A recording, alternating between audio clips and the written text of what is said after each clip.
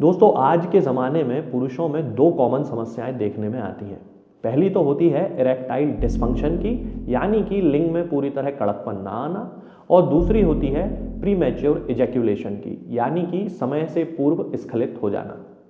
ये दोनों ही समस्याएं किसी भी व्यक्ति की शादीशुदा जिंदगी को बहुत बुरी तरह से प्रभावित करती हैं। यदि हम इन समस्याओं की जड़ में जाने की कोशिश करते हैं तो तीन प्रमुख कारण हमारे सामने आते हैं। पहला होता है शारीरिक, दूसरा होता है मनोवैज्ञानिक और तीसरा होता है जीवन शैली। शारीरिक कारणों में व्यक्ति के शरीर में होने वाली बीमारियां इरेक्टाइल डिस्फंक्शन या प्रीमेच्योर इजैक्यूलेशन का प्रमुख कारण बनती हैं। इन बीमारियों में डायबिटीज़ यानी कि मधुमेह या शुगर की बीमारी, हाइपरटेंशन यानी कि उच्च रक्तचाप या हाई बीपी की बीमारी, शरीर में होने वाला मोटापा या फिर अन्य किसी हार्मोनल इम्बैलेंस के कारण भी ये इरेक्टाइल डिस्फंक्शन और प्रीमेच्योर इजैक्यूलेशन की जो बीमारी है वो व्यक्ति में आने लगती है। जीवन शैली की यदि हम बात करते हैं तो यदि कोई व्यक्ति बहुत लंबे समय से स्मोकिंग करता है, ड्रिंकिंग करता है, सेडेंटरी लाइफ स्टाइल उसकी है और व्यायाम यानी कि एक्सरसाइज बिल्कुल नहीं करता है, तब भी उसे इरेक्टाइल डिस्फंक्शन और प्रीमेच्योर इजैक्यूलेशन जैसी समस्याओं का सामना करना पड़ता है। और तीसरा होता है दोस्तों मनोवैज्ञानिक, यानी कि यदि कोई व्यक्ति बहुत लंबे समय से किसी एंजाइटी से या डिप्रेशन से या स्ट्रेस जैसी किसी समस्या से पीड़ित है, या उसके ऊपर उसके वर्क का बहुत ज़्यादा प्रेशर है, या फिर वो किसी अन्य शारीरिक या मानसिक स्थिति से पीड़ित है, तब उस कंडीशन में भी इरेक्टाइल डिस्फंक्शन और प्रीमेच्योर इजैक्यूलेशन जैसी समस्या उसके शरीर में आने लगती है। ये जो समस्या होती है ये दो प्रकार की होती है। पहली तो होती है शॉर्ट टर्म के लिए और दूसरी होती है लॉन्ग टर्म के लिए। शॉर्ट टर्म के लिए यानी कि कम समय के लिए ये समस्या जब देखने में आती है जब कोई व्यक्ति किसी चिंता या तनाव की स्थिति से गुजर रहा होता है, अथवा वह किसी वर्क प्रेशर में है, यानी कि उसके काम का बहुत ज़्यादा प्रेशर उसके ऊपर है, तो कुछ समय के लिए उसके शरीर में ये समस्या देखने को आती है और उसके बाद ये समस्या अपने आप ठीक हो जाती है। दूसरी जो समस्या है वो है लॉन्ग टर्म में, यानी कि बहुत लंबे समय से शरीर में होने वाले परिवर्तनों के कारण वह व्यक्ति इरेक्टाइल डिस्फंक्शन और प्रीमेच्योर इजैक्यूलेशन से पीड़ित है। इन दोनों ही समस्याओं के लिए होम्योपैथी में बहुत सारी दवाएं उपलब्ध हैं। आज इस वीडियो में मैं आपको बताऊंगा एक ऐसे प्रोडक्ट के बारे में जिसका कि उपयोग पुरुषों की इन दोनों ही समस्याओं को ठीक करने में बहुत लंबे समय से किया जा रहा है। ये जो प्रोडक्ट है ये बहुत सारे होम्योपैथिक डॉक्टर अपने क्लिनिक पर उपयोग में लाते हैं और उन्हें इसके बहुत ही अच्छे रिजल्ट्स देखने को मिलते हैं। इस प्रोडक्ट का नाम है दोस्तों डेमियाटॉन।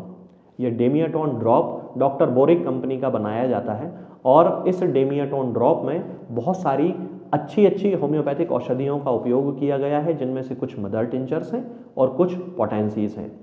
यदि हम इस दवा के कॉम्बिनेशन की बात करते हैं तो इसमें मिलाया गया है एसिडम फॉस्फोरिकम 3x पोटेंसी में। अब एसिड फॉस यानी कि एसिडम फॉस्फोरिकम जो दवा है वो उन लोगों के लिए बहुत ही ज़्यादा उपयोगी है जिनमें किसी कारण से समय के पूर्व ही वृद्धावस्था आने लगती है। यानी कि यदि कोई व्यक्ति 20-25 वर्ष की उम्र से ही अपने अंदर शारीरिक क्षमता में कमी देखने लगता है, अपने बालों में सफ़ेदी देखने लगता है और उसे ऐसा लगता है कि अब उसे इरेक्टाइल डिस्फंक्शन या प्रीमेच्योर इजैक्यूलेशन की प्रॉब्लम समय से पहले ही शुरू हो गई है, तो एसिड फॉस उसके लिए एक बहुत ही शक्तिशाली औषधि है। इसके साथ ही इसमें मिलाया गया है अश्वगंधा को 1x पोटेंसी में। अश्वगंधा का मदर टिंचर जो है दोस्तों, उसका होम्योपैथी में जब उपयोग किया जाता है तो उसका मुख्य कारण यह है कि वह व्यक्ति को शारीरिक और मानसिक रूप से बहुत ही ज़्यादा स्टेबल बनाता है, यानी कि व्यक्ति की शारीरिक और मानसिक क्षमता को बहुत ज़्यादा बढ़ा देता है। आयुर्वेद में भी अश्वगंधा का उपयोग बहुत लंबे समय से किया जा रहा है। इसके बाद इसमें मिलाई गई है दोस्तों डेमियाना का मदर टिंचर।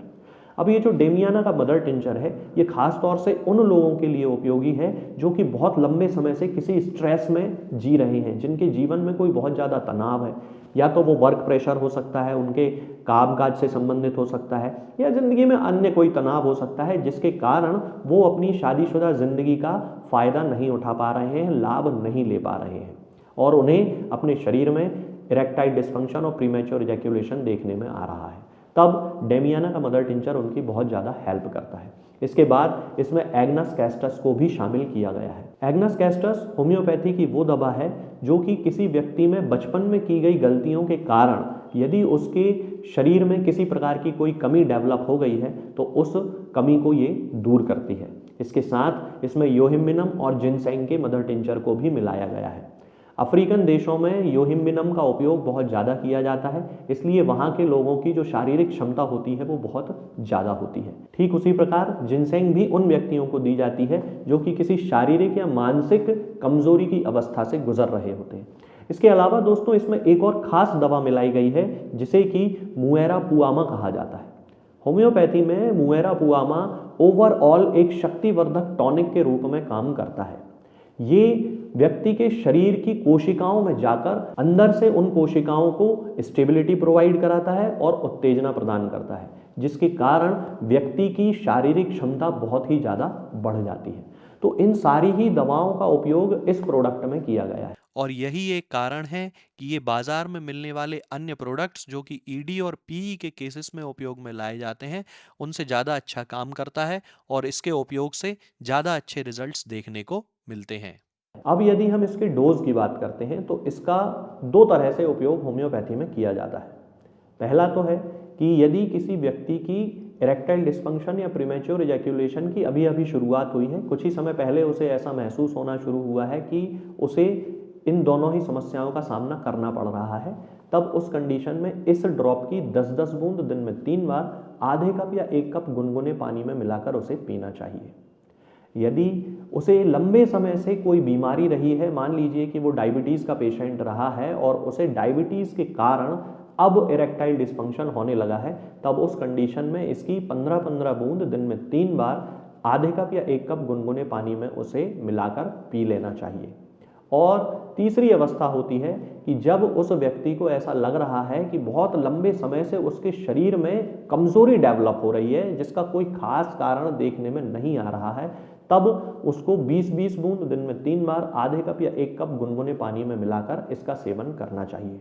ये जो दवा है इसके कोई बहुत ज़्यादा कॉन्ट्राइंडिकेशंस या साइड इफ़ेक्ट्स देखने में नहीं आते हैं यदि आप इसके डोज को प्रॉपर तरीके से फॉलो करते हैं। इस दवा को खाने के आधे 1 घंटे पहले या आधे 1 घंटे बाद तक आपको कुछ नहीं खाना है, या आप तब इसे खा सकते हैं जब आपके मुंह में किसी भी चीज़ का स्वाद ना हो। आमतौर पर यह नियम हर होम्योपैथी दवा के साथ लागू होता है कि हमें होम्योपैथी दवाओं का सेवन या तो खाना खाने से आधे 1 घंटे पहले या आधे 1 घंटे बाद करना चाहिए, तब जबकि हमारे मुंह में किसी भी चीज़ का या किसी भी वस्तु का स्वाद ना हो। ये दवा आपको किसी भी होम्योपैथिक मेडिकल स्टोर या ऑनलाइन फार्मेसी पर भी मिल जाएगी, या डॉक्टर बोरिक की ऑनलाइन वेबसाइट से भी आप इसे मंगवा सकते हैं, या अन्य किसी ऑनलाइन सेवा से भी आप इसे प्राप्त कर सकते हैं। तो दोस्तों आज के लिए फिलहाल इतना ही। आगे के वीडियोस में हम बात करेंगे कुछ नई बीमारियों के बारे में और उनकी होम्योपैथिक दवाओं के बारे में। तब तक के लिए जय हिंद, जय भारत।